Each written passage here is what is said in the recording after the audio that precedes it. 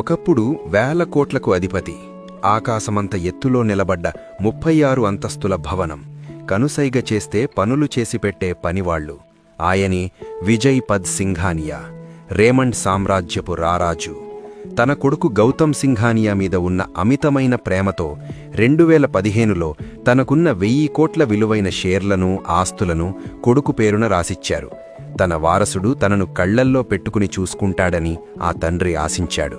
కాని Karl Marx చెప్పినట్లు మానవ సంబంధాలన్నీ ఆర్థిక సంబంధాలే అని ఆ కొడుకు నిరూపించాడు.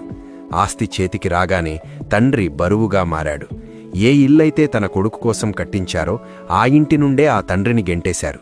కనీసం కారు, డ్రైవర్ను కూడా ఇవ్వకుండా 80 ఏళ్ల వయస్సులో కోర్టు మెట్లు ఎక్కేలా చేశారు.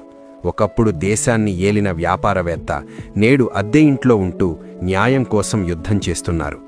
రేమండ్ సూట్ వేసుకున్నంత మాత్రాన కంప్లీట్ మ్యాన్ అయిపోరు. దానికి మంచి మనస్సు కూడా ఉండాలని ఈ ఘటన నిరూపించింది.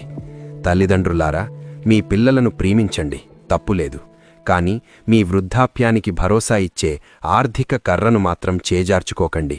ప్రాణం ఉన్నంతవరకు మీ ఆస్తి మీ చేతిలోనే ఉండాలి.